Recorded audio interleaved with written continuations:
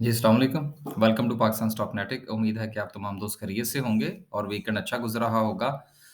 यार कल जो है वो थोड़ा टाइम मिला था तो मैंने ये 2 वीडियो बनाई थी। एक में मैंने तफ़सील बयान करने की कोशिश की थी कि स्लो शेयर्स का इंतख़ाब कैसे करना है और मैं ज़ाती तौर पर इस शेयर ऐसे शेयर्स को क्यों पसंद करता हूँ। और दूसरी वीडियो जो थी वो थी कि जो डिविडेंड के लिए हम लोग शेयर खरीदते हैं और हमें बहुत ज़्यादा जो है वो थोड़ा वो आप यूँ समझ लीजिए कि बेवकूफ़ बनाने की भी कोशिश की जाती है। कुछ सोशल मीडिया की तरफ से कि जी ये शेयर खरीद लें जी बस और इतना डिविडेंड ले लें। वो बाद में पता चलता है कि वो शेयर्स जो है उसका डिविडेंड हमारे ही पैसों में से माइनस करके उन्होंने हमें ही दे दिया। ठीक है ना? तो ये कुछ मामलात थे जिस पर मैंने बात करने की कोशिश की थी। अगर आप मुनासिब समझे तो ये वीडियो देख लीजिएगा, अगर आपने देख ली हैं तो फिर बड़ी अच्छी बात है। आपको इस चीज़ का पता है कि मैं अपनी बहुत कम वीडियोज़ के बारे में ये कहता हूँ कि जी आप ये वीडियो देखें, ठीक है ना? तो अगर देख लेंगे तो शायद कुछ थोड़ा-सा जो है ना वो चीज़ों को मज़ीद समझने में आपको आसानी हो जाए। लेकिन अगर मूड ना हो तो रहने दीजिएगा, आगे चलते हैं। फ्राइडे वाले दिन जो है वो मार्केट ने 210 पॉइंट्स निकाले हैं। देखिए मार्केट जो है वो थकी-थकी सी महसूस हो रही है। और एक कुछ अफ़वाहें जो हैं वो इस तरह से भी गर्दिश कर रही हैं कि शायद गवर्नमेंट जो है वो कुछ मज़ीद टैक्सेस में प्लस-माइनस करने जा रही है। माइनस तो ख़ैर मुश्किल ही है, प्लस ही करने जा रही है। इस वजह से भी जो है वो थोड़ी-सी अनसर्टेनिटी है, लेकिन मैं ज़ाती तौर पर समझता हूँ कि कोई इतना ज़्यादा घबराने वाली बात नहीं है। हालात जो हैं वो इतने ख़राब अब नहीं हैं। अगर आज से कोई डेढ़ 2 महीने के साथ अगर हम कंपेयर करें तो हालात थोड़े बेहतर हैं और मार्केट की परफ़ॉर्मेंस भी इस चीज़ को ज़ाहिर कर रही है। लेकिन अब आपने देखना ये है कि गुज़िश्ता रैली के अंदर क्या आपने कुछ प्रॉफ़िट टेकिंग की या नहीं की? अगर तो की, तो बहुत अच्छी बात है और अगर आप अब इस चक्कर में हैं कि देखिए अक्सर जो है ना वो अब ये बात मैं इंशाल्लाह मुकम्मल करता हूँ कि अक्सर औक़ात जो है वो दोस्तों की तरफ से मैसेजेज़ मौसूल होते हैं, वो मैं पढ़ता हूँ तो वो इंतहाई बुनियादी किस्म के मैसेजेज़ होते हैं। अब सवाल ये पैदा होता है कि सर अगर अब आपने फ़र्ज़ कीजिए कि 1 लाख रुपया भी अगर मार्केट में लगा रखा है मिसाल के तौर पर और आप कहते हैं अच्छा चलो यार लर्निंग ही सही। लेकिन सर वो लाख रुपया भी तो लाख रुपया है ना, वो कहीं से तो कमाया होगा आपने। उस लर्निंग के चक्कर में जो है वो आप वो गँवा बैठते हैं। क्योंकि जो सवाल मैंने मेरे सामने आते हैं वो इंतहाई बुनियादी किस्म के हैं। तो आपसे ये दस्तबदस्ता गुज़ारिश है कि आप स्टॉक मार्केट में ना तजर्बे करने से ज़रा परहेज़ करें। ठीक है ना? इसमें अब सोशल मीडिया को आग लगी हुई है। जो जिसके मुँह में आता है वो जनाब फरमाना शुरू कर देता है। मैं कोई और लफ़्ज़ इस्तेमाल तो नहीं करता। और ज़्यादातर लोग जो हैं ये कहते पाए जाते हैं जी कि किसी से कोर्स करने की बजाय या सीखने की बजाय बेहतर है कि आप स्टॉक मार्केट में लॉस करके सीखें। ठीक है ना? तो अगर आप ऐसे लोगों को फ़ॉलो करते हैं तो फिर आप ज़रूर लॉस कीजिए और फ़ॉलो और सीखिए। और अगर आप सीखें तो मुझे ज़रूर बताइएगा कि लॉस करके हमने ये सीखा। तो गुज़ारिश ये है कि कोई थोड़ा सीखें, कुछ बेसिक्स स्टॉक मार्केट की समझ लें और फिर आप ट्रेड करने की कोशिश करें ताकि आपको इस किस्म के सवाल जो हैं वो पूछने की ज़रूरत ना पड़े। ये थोड़ी-सी बात थी, सो हुई। आगे चलते हैं, ऑल शेयर की बात करते हैं। 125 पॉइंट्स की कमी है, केएमए 30 में 257 पॉइंट्स की कमी है। केएमए 30 में कुछ ख़ास कमी नहीं है, लिहाज़ा जो जुमेरात वाले दिन लेवल्स थे, शायद वही थोड़े बहुत जो है वो ऊपर-नीचे हुए होंगे, कुछ ख़ास फ़र्क नहीं पड़ा। मार्केट ने जब से 40,000 को हाथ लगाया है ना, 40 का तो पूरा फ़िगर नहीं बना, लेकिन उसके करीब-करीब जो है वो मार्केट घूमती रही है। तो उस वक़्त से मार्केट जो है वो डिप्रेशन का शिकार है। अब सवाल ये पैदा होता है कि इस रैली के अंदर जो है वो क्या आपने कोई प्रॉफ़िट टेकिंग की या आप साइड पे बैठे रहें? और दूसरी बात ये होती है कि एक चीज़ मैं आज वीडियो के अंदर अभी मेरे ज़हन में आई है तो मैं एक्सप्लेन कर देता हूँ, क्योंकि ये प्री प्लान्ड वीडियो तो हमारी होती नहीं है, ये एज़ इट इज़ ही चल जाती है, कभी अच्छी बन जाती है, कभी बुरी बन जाती है। होता क्या है बेसिकली ये एक चीज़ आज और समझ लीजिएगा। हमारे यहाँ क्या है कि जी ये कुछ लेवल्स होते हैं और हम इसको देख रहे होते हैं।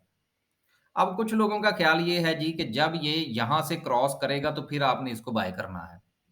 अब सवाल ये पैदा होता है कि सर इस चीज़ की क्या गारंटी है कि जब ये शेयर यहाँ से ऊपर जाएगा तो फिर ये नीचे नहीं आएगा, ठीक है ना? इसलिए ना ये इस किस्म के एनालिसिस से ना ज़रा परहेज़ किया करें। क्योंकि ये मैं इसलिए बयान कर रहा हूँ कि ये इस किस्म की पिक्चर्स मुझे मिलती रहती हैं कि जी ये ब्रेकआउट होने वाला है और जी ये आरएसआई जो है वो 30 पे चली गई है और अब ये ऐसे होने वाला है तो क्या हम ऐसे कर लें? ठीक है ना?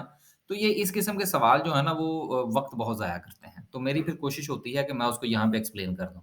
तो ये जो ब्रेकआउट-श्रेकआउट वाले चक्कर होते हैं ना सर जी, ये इनसे बचा करें और चीज़ों को थोड़ा-सा रियलिटी की बुनियाद पर एनालाइज़ किया करें। ठीक है ना? ब्रेकआउट हो गया, फिर क्या करेंगे आप? उस चीज़ की क्या गारंटी है? मसलन अब यहाँ पर मैं एक आध शेयर्स हैं, अगर वो मेरे ज़हन में आ गए तो फिर मैं इसको डिस्कस कर लूँगा। लेकिन अगर नहीं है क्योंकि फ़िलहाल मेरे ज़हन में 1-2 एग्ज़ाम्पल्स थी, वो आउट हो गई हैं। वापस आएँगी तो डिस्कस हो जाएगी वीडियो में, नहीं तो फिर कभी से। सर्किट ब्रेकर की बात करते हैं तो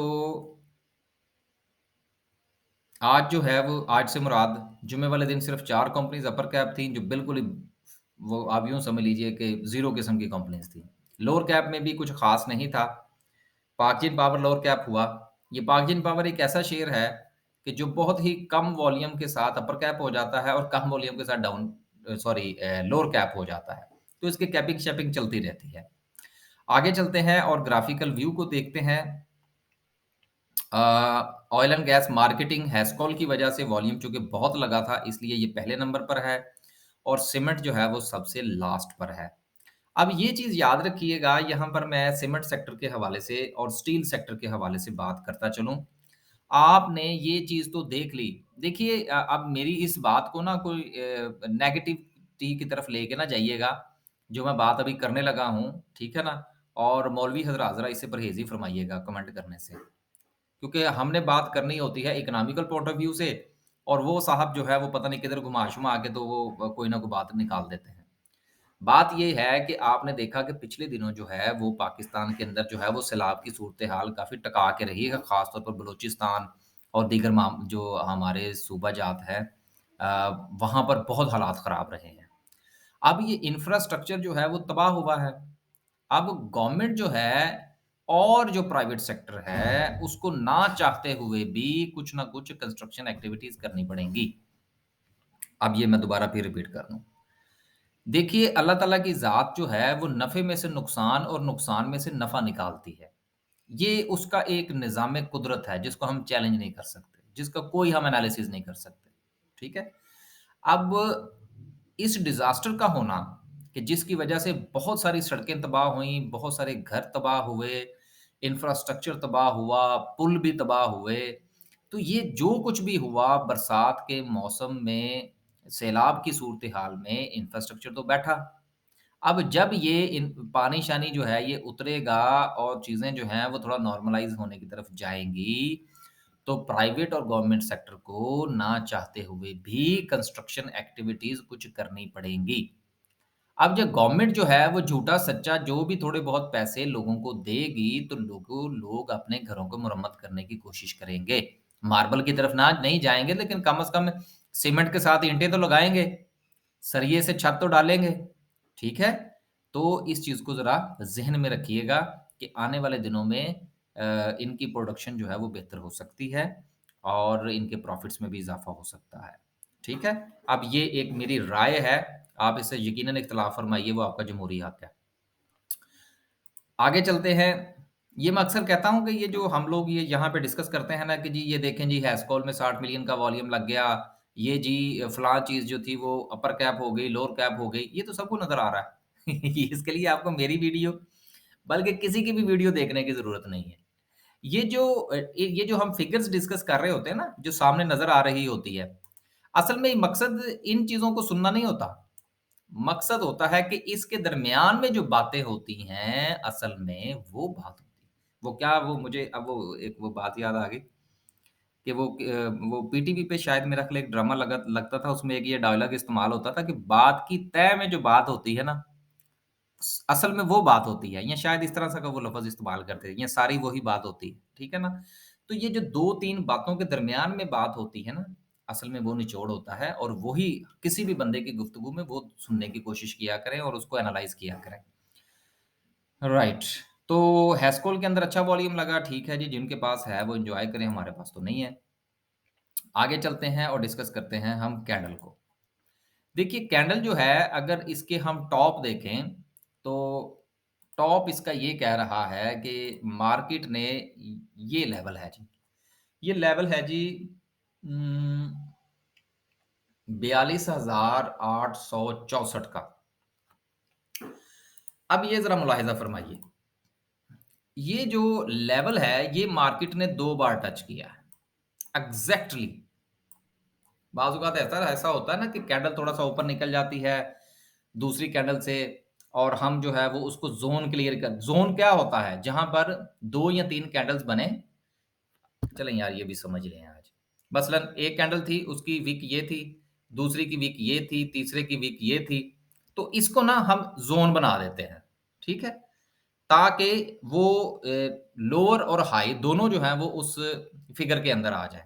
लेकिन यहाँ पर जो सूरत-ए-हाल है दोनों कैंडल्स की, यहाँ पर ज़ोन नहीं है। यहाँ पर एग्ज़ैक्टली पिन पॉइंटेड लेवल है जिसको मार्केट ने टच किया देन अच्छा खासा मार्केट के ऊपर प्रेशर आया। लिहाज़ा इस यहाँ से जो चीज़ मैंने अख़ज़ की थी, मैंने ये की थी कि मार्केट के अंदर एक साइकोलॉजिकली लेवल एक नया जनरेट हो गया है जो कि तकरीबन वैसे तो हम 43,000 का कह रहे थे, ठीक है? लेकिन ये सूरत-ए-हाल जो है, ये उससे ऊपर की है। ये बनती है 43,864 की। इससे पहले शायद मैं 42 कहा गया था। माज़रत कबूल कर लीजिएगा सर जी। तो मार्केट जो है सर 44,000 को हाथ लगा के वापस क्यों पलट रही है? ये हमें थोड़ा-सा सोचने की ज़रूरत है। ऐसा क्यों नहीं हुआ कि कैंडल यहाँ तक गई होती? दोनों बार जो है ये एग्ज़ैक्टली इसी लेवल को हाथ लगा के क्यों भागी है? लिहाज़ा यहाँ से ये चीज़ अख़ज़ होती है कि जो हमारे इन्वेस्टर का सेंटिमेंट है, वो 44,000 पे अटक गया है। जिस तरह 43,000 पे अटका था, उसी तरह से अब वो 44,000 पे अटका है। तो जब तक इस साइकोलॉजिकल लेवल को मार्केट एक अच्छे वॉल्यूम के साथ क्रॉस नहीं करती, जिस तरह से कि ये आप देख सकते हैं कि 2 दिन बड़ा अच्छा वॉल्यूम लगा था, देन इसने इस लेवल को अबूर किया। तब तक मार्केट जो है वो परफ़ॉर्म बेहतर नहीं करेगी और जैसे ही मार्केट 44,000 को हाथ लगाएगी, लोग शॉर्ट सेल करेंगे। अब समझ आ गई मेरी बात की? तो गुज़ारिश ये है कि आपने अपने पोर्टफ़ोलियो का जायज़ा लेना है। उनमें से जहाँ-जहाँ प्रॉफ़िट टेकिंग बनती है, वो आपने करनी है या नहीं करनी, उसका डिसीज़न कर लीजिएगा और नीचे की तरफ से नए लेवल दरियाफ़्त करने की कोशिश कीजिए। उसकी वजह ये है कि ये जो मार्केट का सेफ़ ज़ोन है, यहाँ से अगर मार्केट नहीं पलटती, तो फिर देयर इज़ अ चांसेस कि मार्केट अगेन जो है, वो कोई 41,000 की तरफ सफ़र फ़रमाए। लिहाज़ा शॉर्ट सेलर से बचिए और अपने पोर्टफोलियो का बगौर जायज़ा लीजिए। इस वक़्त सेंटीमेंट जो है वो मार्केट का नेगेटिव है। मैं सेंटीमेंट की बात कर रहा हूँ, ट्रेंड की बात नहीं कर रहा, दोनों मुख्तलिफ चीज़ें हैं।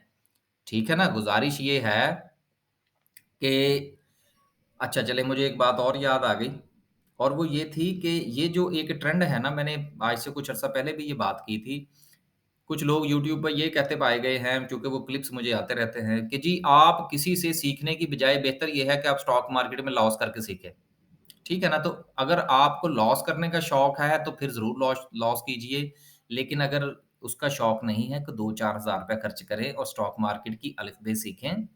ताकि आप ये जो छोटे-छोटे से अल्फ़ाज़ मैं या दूसरे दोस्त अहबाब यूट्यूब पर इस्तेमाल करते हैं, इनसे आप फ़ायदा उठा सकें। ठीक है ना? तो ये जो बात मैंने की, ये मैंने सेंटीमेंट की, कि मार्केट का सेंटीमेंट जो है वो इस वक़्त नेगेटिव है, मार्केट का ट्रेंड नेगेटिव नहीं है। ठीक है ना? तो ये 2 मुख्तलिफ चीज़ें हैं, ये मैंने एक्सप्लेन कर दी।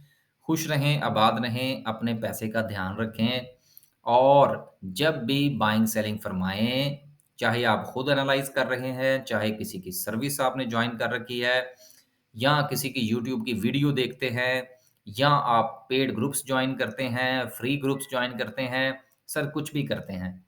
आने वाली किसी भी गाइडेंस को, किसी भी ट्रेड कॉल को आँखें बंद करके ट्रेड करने से परहेज़ करें।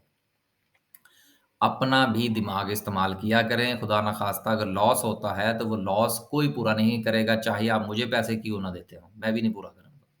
अल्लाह हाफ़िज़।